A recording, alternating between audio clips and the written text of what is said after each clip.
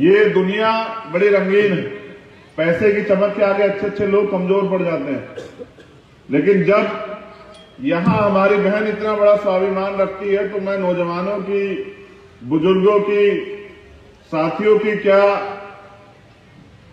उनकी प्रशंसा करूं या क्या उनके विषाद दूं कि उनके अंदर कितना बड़ा जो है जज्बा होगा मूवमेंट के लिए, सम्मान के लिए, स्वाभिमान के लिए। गैर बराबरी पे आधारित जो व्यवस्था इस देश में थी, बाबा साहब अंबेडकर ने संविधान लिखकर वो व्यवस्था काट दी और हमें बराबरी के अधिकार दिए। और वो अधिकार कोई व्यक्ति नहीं देता, वो देता है भारत का संविधान। वो संविधान जो अंतिम व्यक्ति को भी वही अधिकार देता है जो देश के राष्ट्रपति को। उतनी वैल्यू जो है राष्ट्रपति की वोट की है, प्रधानमंत्री की वोट की है, उतनी वैल्यू जो है एक गरीब व्यक्ति की वोट की है। ये अधिकार दिया बाबा साहब अम्बेडकर ने, और अधिकार दिया है तमाम तरह की गैर समानतावादी जो ताकतें थी उनको कमजोर करके और मानव पे मानव के शोषण को रोकते हुए इस देश में सब वर्ग के लोग समता, समानता, बंधुत्व, भाईचारे को, अपने धर्म को मानते हुए रहें। कोई किसी पे दबाव ना हो, किसी पे किसी का शोषण ना हो। संविधान जब लिखा तो बाबा साहब को उम्मीद थी कि गैर बराबरी खत्म हो जाएगी आने वाले कुछ समय में, क्योंकि उनको लगता था कि हमारे लोग संविधान में जो मैंने अधिकार दिए इनका प्रयोग करेंगे और अपने अधिकार इस देश में छीन कर ले लेंगे। क्योंकि तब हमें पढ़ने का अधिकार नहीं था, हमारे लोग तब समझदार नहीं थे, समझ नहीं पाए, मौका नहीं मिला। संविधान में हमें पढ़ने का भी अधिकार था और हमें पढ़ाने का भी अधिकार था। तो बाबा साहब अम्बेडकर ने कहा कि जिस दिन इस समाज में 10 डॉक्टर, 10 इंजीनियर और 10 वकील पैदा हो जाएंगे, इस समाज को कोई गुलाम नहीं बना सकता। और गुलाम का मतलब ये नहीं होता कि आपके माथे पे लिखा हो कि आप गुलाम हो। जिनका राज नहीं होता वो गुलाम ही होता है। जिनका राज होता है वो मालिक होते हैं और जिनका राज नहीं होता वो गुलाम होते हैं। तो गुलाम चाहे कितने अच्छे कपड़े पहन ले, गुलाम चाहे कितनी अच्छी गाड़ी में बैठ जाए, गुलाम चाहे कितना बड़ा मकान बना ले, गुलाम की पहचान गुलाम की होती है। गुलाम कभी माथे पे रंग लगा के जो है वो मालिक नहीं बन सकता। मालिक बनने के लिए संघर्ष करना पड़ता है, मालिक बनने के लिए कुर्बानी देनी पड़ती है, मालिक देने के लिए लड़ना पड़ता है और मालिक बनने के लिए खड़ना पड़ता है। अगर मालिक बनना इतना आसान होता तो हमारे लोग कब के मालिक बन गए होते। क्योंकि लोकतंत्र में जिसकी ज्यादा वोट होती है, जिसकी ज्यादा आबादी होती है, उसका राज होता है। लेकिन आबादी यहां हमारी है और हमारे लोग जो है, राज की तो बात दूर है, अब तक तो इकट्ठे भी नहीं हो पाए। और जो लोग खुद इकट्ठे नहीं हो पाए हैं वो दूसरे लोग क्या इकट्ठे करेंगे। और अगर आप लोग इकट्ठे नहीं होंगे तो आपको क्या लगता है कि जो लोग आज तक आपको संविधान के इतने बनने के बाद आप तक, आप अपनी छोड़िए, जो आज भी बाबा साहब अम्बेडकर को नहीं पसंद करते हैं वो आपको पसंद करेंगे क्या? ये जो नौजवान बैठे हैं ना तमाम, वो एक बार विचार करके देखें कि आज भी बाबा साहब अम्बेडकर के नाम से बाबा साहब अम्बेडकर ने कोई किसी की धन संपत्ति नहीं लूटी। बाबा साहब अम्बेडकर ने अगर कुछ लूटा है तो जो कब्जे में उनके था, आपका अधिकार, आपका मान सम्मान, तो वो उनसे छीन लिया और संविधान लिख के आपको गैर बराबरी खत्म करने का अधिकार दिया। तो यही बाबा साहब ने उनसे छीना, उसके लिए उन्होंने 4 बच्चों को कुर्बानी दी है। लेकिन बाबा साहब का वो आज तक सम्मान नहीं करते, बाबा साहब का अपमान करते हैं। तभी तो हमारे गांव में बाबा साहब की मूर्तियां तोड़ी जाती हैं, उनको उनका मुंह काला किया जाता है, अपमानित किया जाता है। ये इसलिए किया जाता है क्योंकि उन्होंने आपको अधिकार दिए और जिनको राज अधिकार मिल गए हैं वो लोग ये सोचते हैं कि भाई हमें तो जो है पैदाइशी ये सारे अधिकार थे। अगर पैदाइशी अधिकार होते या आपके पूर्वजों को भी अधिकार होते तो मुझे नहीं लगता कि आज भी देश में हाथरस जैसी घटनाएं होती। ये लोकतंत्र बनाया इसलिए गया था, न्याय का अधिकार जन्मसिद्ध है। जब आप पैदा हो जाएंगे तो आपका जन्मसिद्ध अधिकार हो जाएगा। लेकिन फिर भी यहां जो लोग सत्ता में बैठते हैं वो झूठ को भी सच साबित करने के लिए तमाम प्रयास करते हैं।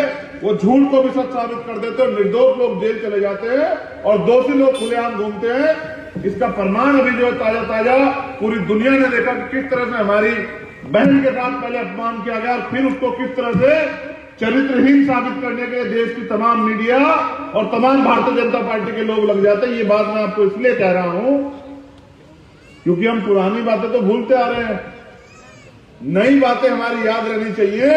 और अगर नई बातें भी हमारी याद नहीं, अगर हमारा हाजमा इतना कमजोर हो गया है कि हम कल की बात को भूल जाएंगे, तो मैं आपको विश्वास से कहता हूं कि जिनमें भूलने की ज्यादा आदत होती है वो ये भी भूल जाते हैं कि उनका वजूद क्या है। जो लोग जिन लोगों का वजूद यहां से निमट जाएगा, मुझे नहीं लगता कि आने वाले कल में उनकी बात होगी, उनके अधिकारों की बात होगी, उनके सपने की बात होगी, कहीं उनके राज और उनके अधिकार सुरक्षित रहेंगे। ये ऐसा नहीं हो सकता है।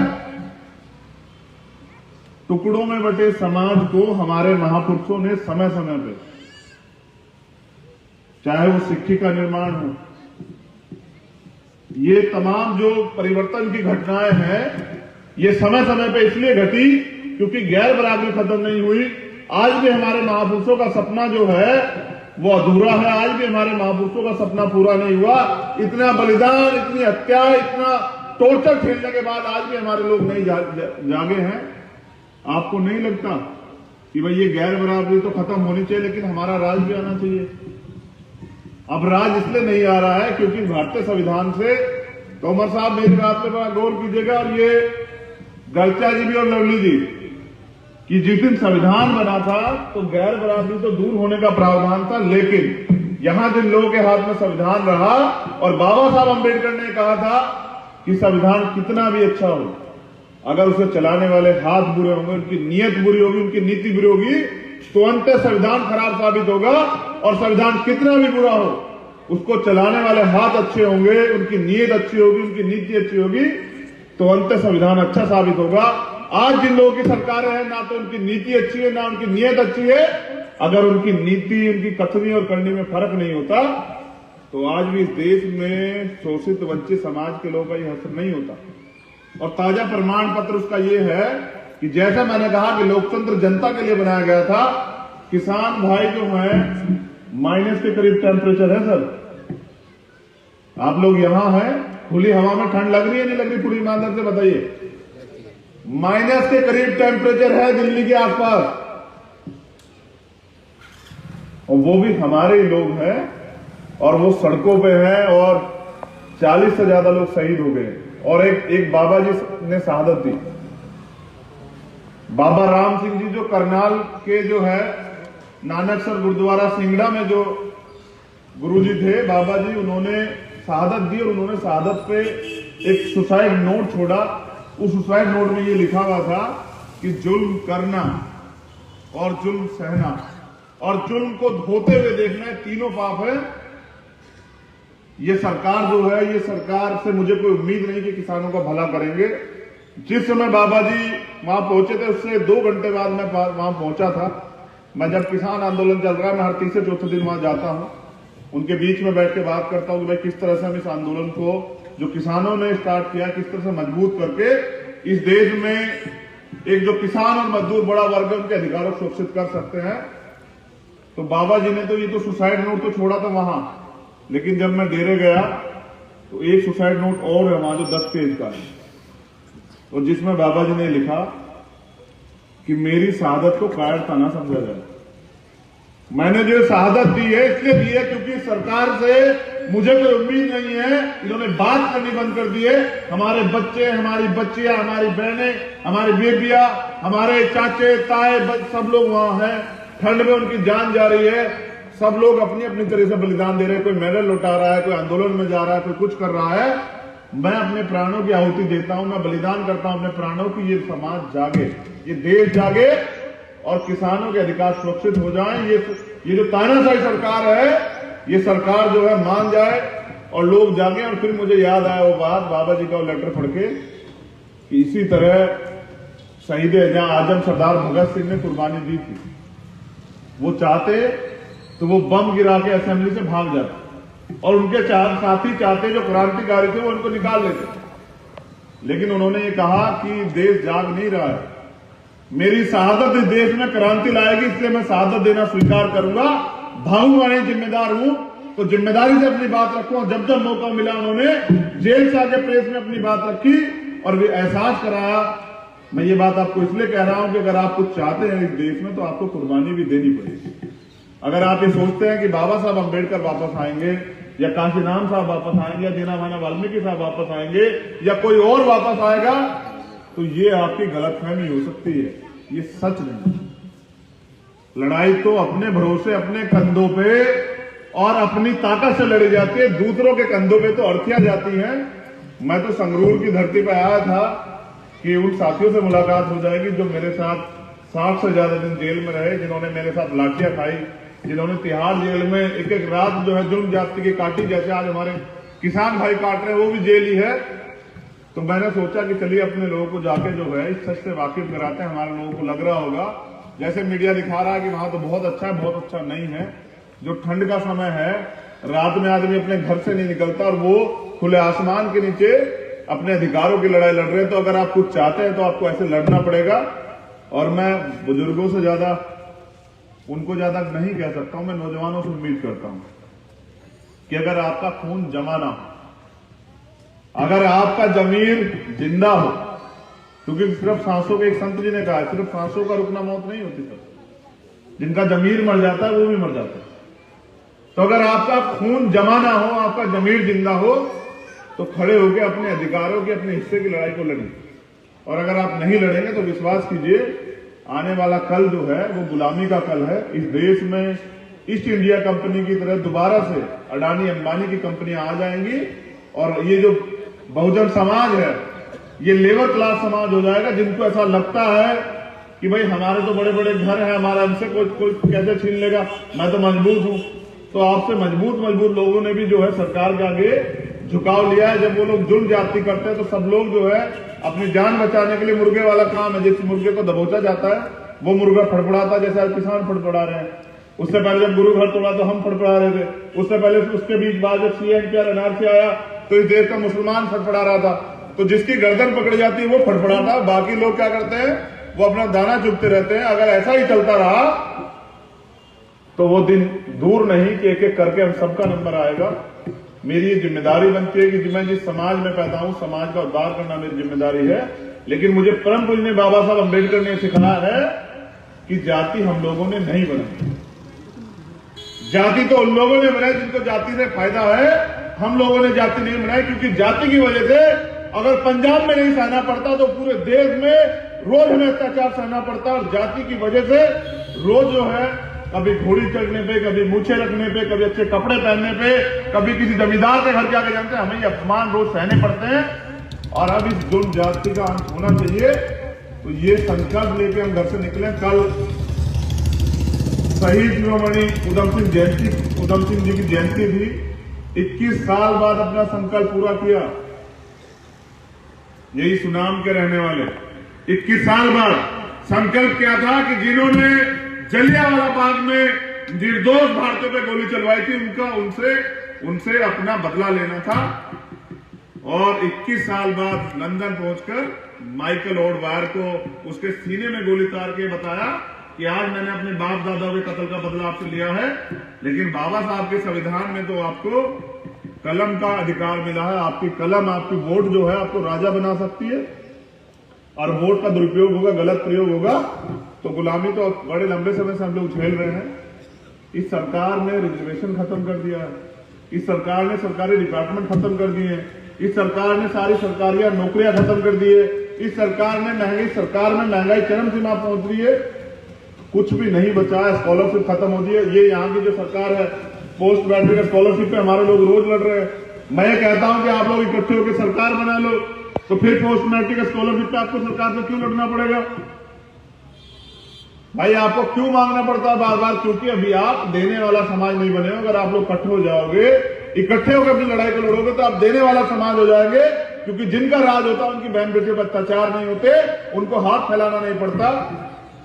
तो ये राज की बात जो है ना, ये हमारे महापुरुषों ने भी की है। बेगमपुरा राज याद है ना, ऐसा चाहूं राज में जो मिले सबन्नु अन्न और छोट बड़े सब सम रहे, रविदास रहे कब रहेंगे प्रसन्न? जब गैर बराबरी खत्म हो जाएगी, जब ऐसा राज आ जाएगा, जब रोटी, कपड़ा, मकान, तमाम तरह की चीजों की जरूरतों के लिए किसी के आगे हाथ नहीं फैलाना पड़ेगा। सब में गैर बराबरी खत्म हो जाएगी, सब बराबर हो जाएंगे। तो आप तो अपने महापुरुषों को और हम सब लोग मिलकर अपने महापुरुषों का सपना नहीं पूरा कर पा रहे हैं। बाबा साहब अम्बेडकर का सपना था कि वोट के अधिकार से हमारे लोग राज लेंगे, उनका सपना पूरा नहीं हो रहा है, किसी का सपना नहीं पूरा, हमारा सपना और आने वाली पीढ़ी तो सपना भी नहीं देख पाएगी। इसलिए मुझे लगता है कि हम लोगों को लड़ना चाहिए। सत्संगत मिली रही है साधु जैसे मधु मखीरा। कहां है मधु मखीरा बताइए? कुछ नहीं, क्योंकि हमने सिर्फ अपने पेट से प्यार है और हमें सिर्फ अपने घर से प्यार है। अच्छी बात है, घर से प्यार कीजिए, अपने पेट से प्यार कीजिए। समाज घरों से नहीं बनता सर, समाज तो लोगों से बनता। अगर आपका राज होगा तो आप तय करेंगे इस देश में कैसा राज आएगा, और अगर दूसरों का राज होगा तो उनके एजेंडे पे काम होगा, और जब उनके एजेंडे पे काम होगा उस एजेंडे में आप कहीं रहते ही नहीं है। शायद आपको नहीं पता कि उस एजेंडे में आप हैं ही नहीं। तो मेरी एक और विनती है कि जहां जहां यहां पर वो आंदोलन चल रहे हो, किसान आंदोलन, आप लोग वहां भी मदद को जाया कीजिए, क्योंकि ये जो लड़ाई है ये देश के संविधान को बचाने की लड़ाई है, देश के अधिकारों को बचाने की लड़ाई है, और ये अपने हक की लड़ाई है। जब भी हक की लड़ाई हो, क्योंकि हमारे महापुरुषों ने सिखाया है कि जब भी हक की लड़ाई हो तो हमें खड़ना चाहिए, हमें खड़े होना चाहिए। इसलिए मैं आपसे विनती करता हूं कि जो लोग यहाँ हैं और यहाँ जहां भी आंदोलन होता हो, अगर आप वैसे आंदोलन में ना जाए तो सेवा करने चले जाए। ये तो सबसे बड़ा जो है, यही तो मजहब है। दुनिया का सबसे जो बड़ा मजहब है वो इंसानियत। और जो किसी पे जुल्म होता देखकर आंख इधर बंद कर ले और कह दे कि भाई मुझे तो नहीं पता, उसको इंसान कहिए या उसको हैवान कहिए, कोई ज्यादा फर्क की बात तो नहीं है। तो आप लोगों ने मुझे सुना, मैं आपका दिल की गहराई से धन्यवाद करता हूं, और मैं प्रयास करूंगा, मुझसे भी अगर कोई गलती यहाँ होगी तो मैं माफी चाहता हूं, लेकिन मैं उम्मीद करूंगा कि नौजवानों को, हमारे बुजुर्ग तो उनको तो शाने, उन्होंने तो बहुत दिन काम कर दिया, उन्होंने तो बहुत लंबे से, मतलब हमें इतने अच्छे कपड़े पहनने को दे दिए, पढ़ने का अधिकार दिया, खाने पीने का अधिकार दिया, सम्मान की जिंदगी बिताने का अवसर दिया। मैं उनका तो धन्यवाद करता हूं, लेकिन मैं नौजवानों को कहना चाहता हूं, जिस कौम का नौजवान जीते जी अपने समाज की लड़ाई नहीं लड़ता, वो जीते जी भी मरे हुए के समान हो। और जो नौजवान जीते जी अपने समाज की लड़ाई लड़ता है वो मरकर भी अमर हो जाता है। और इसलिए मैंने आपके सामने यहाँ शहीद करतार सिंह सराभा, शहीद उधम सिंह और शहीद आजम सरदार भगत सिंह का जिक्र किया, कि आप लोगों को ये पता लगे कि उनको हम लोग क्यों याद करते हैं। बाबा साहब को हम लोग इसलिए याद करते हैं कि उन्होंने हमें जानवरों के जीवन से इंसानों का जीवन दिया। तो काशीराम साहब को हम लोग इसलिए याद करते हैं, दीना माना वाल्मीकि साहब को हम इसलिए याद करते हैं क्योंकि उन्होंने हमें इकट्ठे होकर हक अधिकार लेने सिखाया और अपने हक अधिकारों के लिए कुर्बानी देनी सिखाई। इसलिए मैं आपसे ये अनुरोध करूंगा कि आने वाले कल में आप लोग इस बात को समझते हुए अपने अपने गांव में, अपने अपने जिलों में काम करके यहां बहुजन मूवमेंट को दोबारा से जिंदा करेंगे, और यहां आने वाले कल में हमारा राज आएगा। राज तभी आएगा जब आप लोग संघर्ष करेंगे।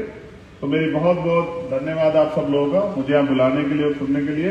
फिर आपसे मुलाकात होगी अगली बार, और थोड़ा ज्यादा समय निकाल के आऊंगा और प्रयास करूंगा कि अपनी सारी बातें आप तक पहुंचा सकूं। लेकिन मैं ये कहना चाहता हूं आखिरी लाइन कि समय बहुत अच्छा नहीं। अगर आपको लगता है कि अभी 100 साल और हम लोग इस तरह से अलग अलग रह के वो कर लेंगे, तो आप लिख लीजिए कि जिन लोगों के हाथ में भी राज है वो 10 साल में इस देश को इतना कमजोर कर देंगे, इतना बर्बाद कर देंगे, और इतना कर्जा दुनिया के बैंकों से ले लेंगे कि हो सकता है जो पेट में बच्चा उसके ऊपर भी कर्जा हो और फिर यहां गुलामी आ जाए। फिर आपको ये भी ना पता लगे कब जो है बदल गया। कल तो ये इसलिए भी हो सकता था, आपको कोरोना काल याद है ना, सरकार ने लॉकडाउन लगाया, और लॉकडाउन लगा क्या कहा कि रात को 8 बजे के बाद कोई घर से बाहर नहीं निकलेगा। आपका चाहे कितना जरूरी काम था, रुके नहीं रुके, कहा कि भाई पूरे दिन कोई घर से बाहर नहीं निकलेगा। आपका चाहे कितना जरूरी काम था, निकले नहीं निकले, घर में रहे या नहीं रहे। तो सरकार ताकतवर होती है, इसलिए मैं आपसे कह रहा हूं कि आप सरकार बना लो, तो मुझे लगता है कि आप और गरीबों की मदद कर पाओ, क्योंकि देश के हालात सामान्य नहीं। बहुत बहुत धन्यवाद, फिर आपसे मुलाकात होगी, मैं पंजाब जरूर आता रहूंगा। बहुत बहुत धन्यवाद। अगर आप चाहते हैं गरीब हर वंचित इंसान की आवाज आप तक पहुंचे, तो हमारे चैनल को सब्सक्राइब करें और बेल आइकन का बटन दबाना ना भूलें। देखते रहिए बहुजन न्यूज।